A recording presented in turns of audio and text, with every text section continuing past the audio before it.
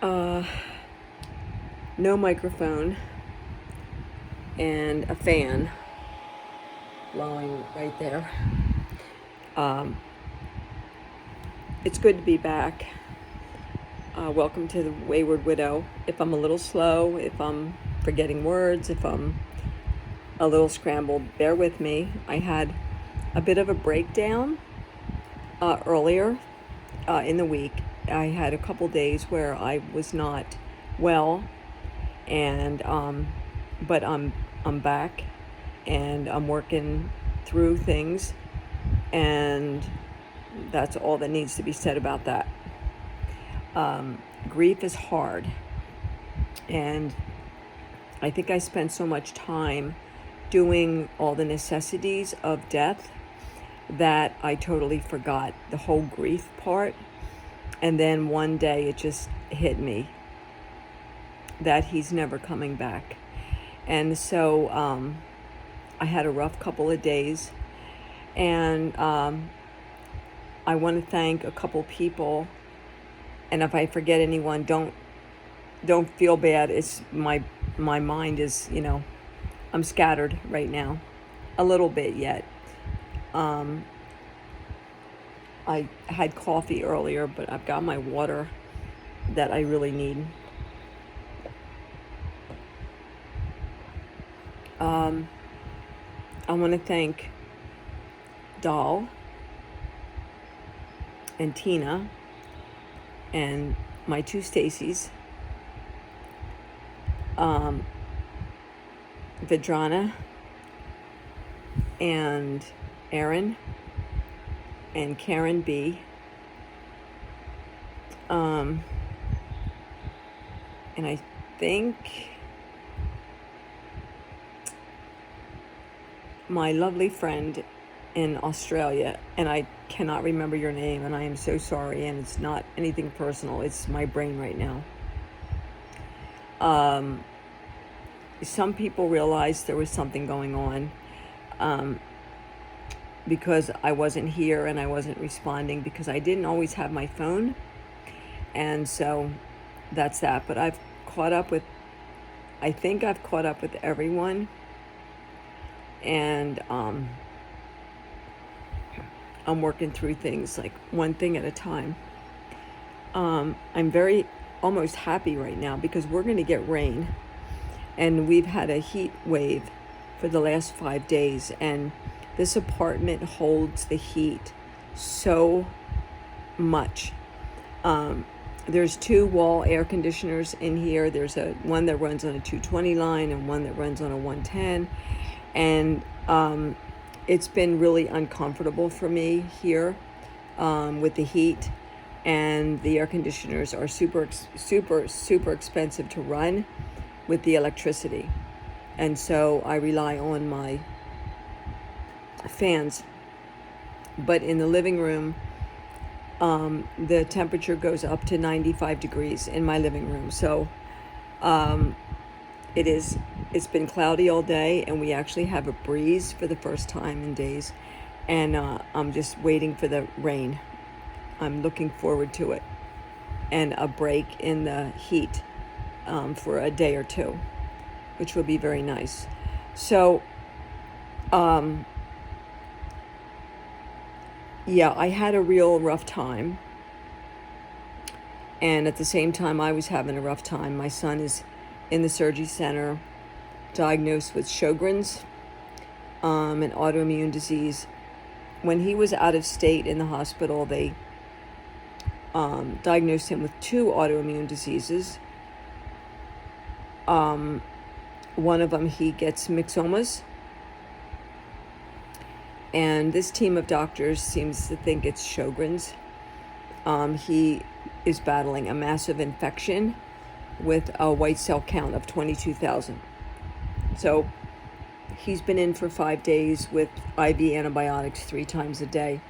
And they did an emergency cardiac cath in the middle of the night.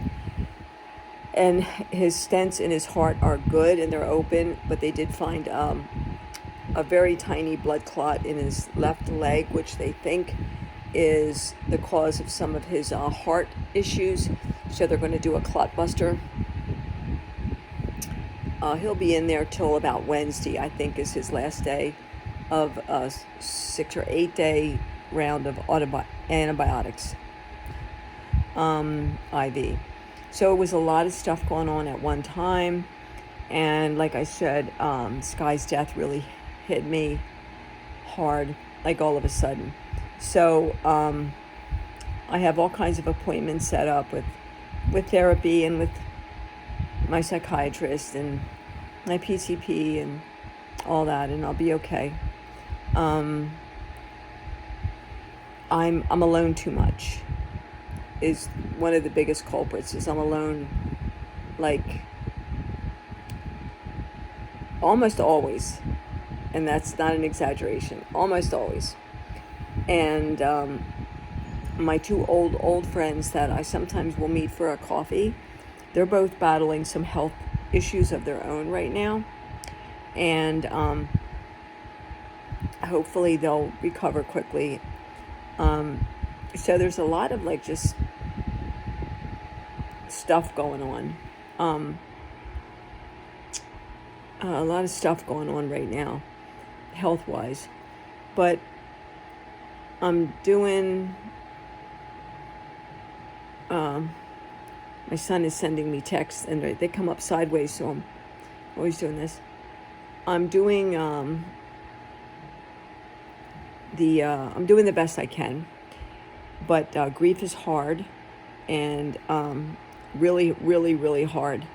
And I thought I was handling things pretty well, and then I realized I wasn't. So one of the things that I know I need to do, I have to do, is to get out of this apartment, like leave. Unfortunately, I'm caught in my lease until May of next year. I have 9 more months that I have to pay for the apartment. I have June and July is paid, next May is paid, and I have to do the in-between 9 months yet. So I've got to get through my birthday and Sky's birthday and Christmas and Thanksgiving and Halloween here. And I really don't want to be here anymore. I thought I would just want to stay here forever, but I don't anymore. He died here. He lived here with me. We had some of our best times as a couple here. And I'm in a lot of pain being here, and I don't want to be here anymore. I can't break the lease because I would have to still pay for the rent. And there's a $500 fee if you break the lease for them to fix it up and re-rent it. So I have to stay. I'm alone too much, and I'm in my own head. And I don't know how to change any of that at this moment. I am more than willing to relocate. I had an offer to move down south, but when the offer came in, I had already signed on the lease, and this would be in the deep south, where I would be very much surrounded by people who were good people who cared about me and would look out for me. And also I would have had, I believe, a doctor who would be able to prescribe my Ativan, because that's another thing. Wherever I relocate to, I need to have a doctor who is comfortable prescribing Ativan, because I'm on disability for anxiety and panic. So I turned 65 in just a few weeks, almost. Less than 2 months. But I want to get out of here. I want to pack up this place, and I want to leave. I want to leave these memories behind. His death. I don't think I could turn that around. I don't know that I can turn that feeling around. If you're the one who's left behind and you lost someone and they died in your home, how are you with that? If you would care to comment and tell me how you're doing with that. What does that feel like for you? And do you struggle?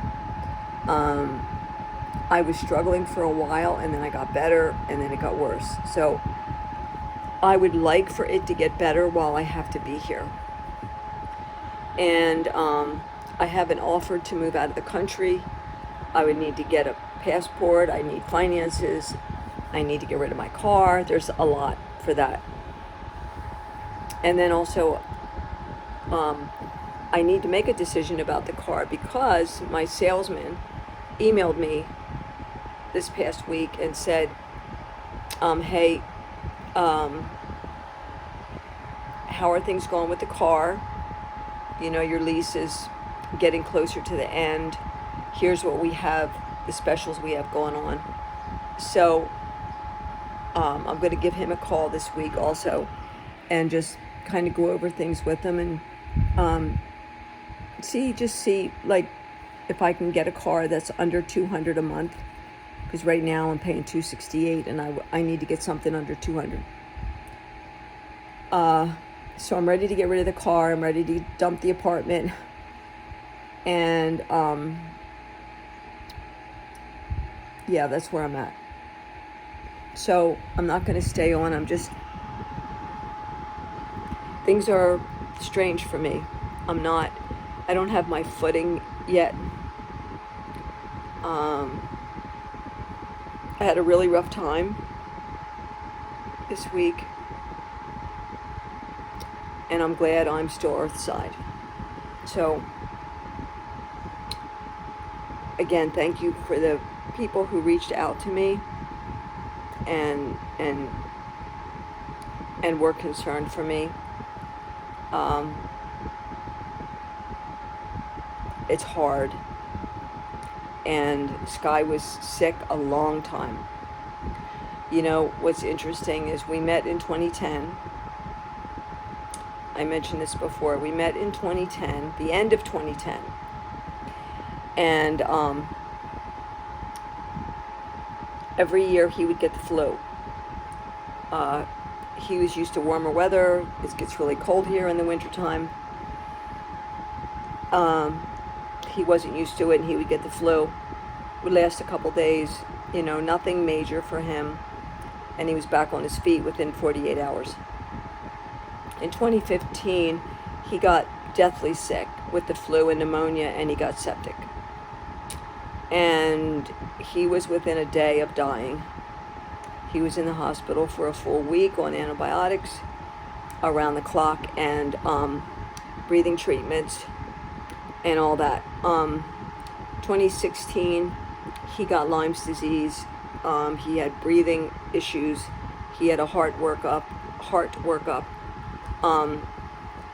2017, he had a Nissen fundoplication that didn't take, and 2018 he had to have it reversed, and he went all the way down to 117 pounds, and his esophagus scarred up so badly he could barely swallow even liquid, and he almost died. So that was twice that I almost lost him before he got MSA. So it's been a long road for me with him with illnesses. It's a lot of hospital stays, a lot of hospital testing, a lot of procedures, a lot of surgeries, a lot of me missing time from work, tending to him and being with him and helping him get to appointments and things like that. He missed a lot of work here and there as he went through his procedures. He used his holiday time, his vacation time, to plan surgeries and stuff. But we got through it, and then he got MSA and he died. So I thought I had it all pretty good, but I didn't. So I'm working on it now. I'm back to square one in a way, but I'm just working on it. So I'm going to finish my water. I'm going to get a shower or a lavender bath. I already did my meditation. And I did not do any walking today. I haven't done any walking for a number of days or exercising, so it's time for a total revamp. So I definitely want to relocate. Give me some ideas. I definitely would love to get a kitty cat. I've been looking, but I haven't found anyone yet. And someday, in a little while, I want to move forward and hopefully meet someone who is a good fit for me sometime down the road in a little bit. And it's not too soon because there was a lot of years that I was basically on my own, you know. So that's where I'm at. So thank you again for everyone sticking with me. Thanks for sticking with me. And let me know that if your loved one died at home, how are you with your home? How are you feeling? And do you have people around you? Do you have family? Do you have friends? Do you have a circle of people around you? Like geographically, like with you?